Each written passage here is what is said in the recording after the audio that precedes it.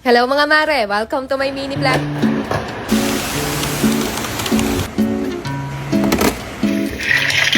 Magandang araw mga mare! Kamusta naman ba kayo? Kami eto at susugod muna sa bayan para mamalengke ng konting pang-stock na ulam sa ref. Pero na naman nga kasing paparating na bagyo kaya mag-iingat tayong lahat, maging alerto palagi at mag-ready na rin tayo ng mga pangunahing kakailanganin natin in case of emergency.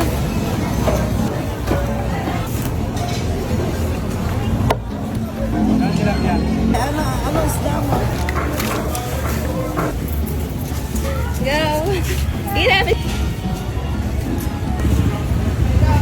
Pagka-uwi nga namin yan ng bahay mga mare, ayan, at medyo nag-uumpisa na rin lumakas yung hangin.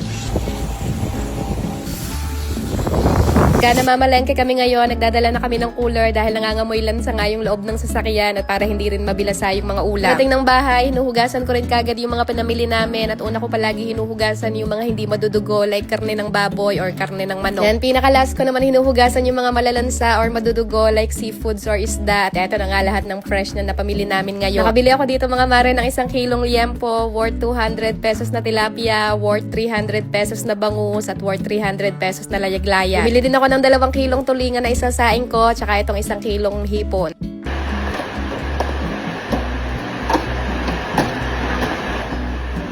Then, nakabili din ako ng konting pangalmusal mga mare, kagaya nitong hotdog, longganisa, tapos bumili lang din ako ng kikiam, tsaka ng squid ball dahil pinaplano ko nga magluto ng pansit.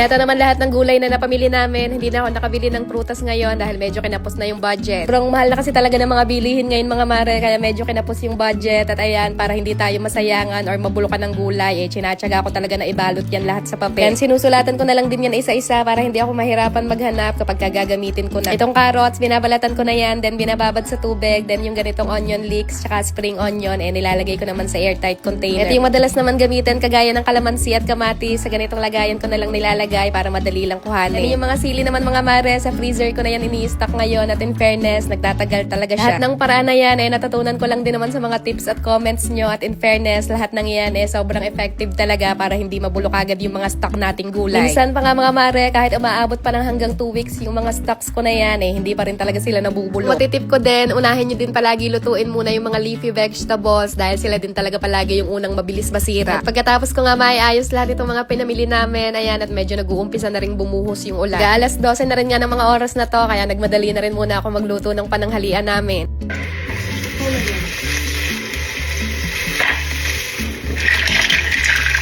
Bale, nabili ko rin nga pala kanina sa palengke tong tahong mga mare. Hindi ko na lang siya pala napakita kanina dahil nilagay ko nga siya agad sa freezer pagkahugas ko. Sabi kasi ng iba, medyo maselan daw yung mga ganitong may shell, kaya dapat din daw eto palagi yung unang niluluto. Sakto din naman nga mga mare at medyo maulan-ulan din yung panahon ngayon, kaya masarap din humigop ng mainit na sabaw.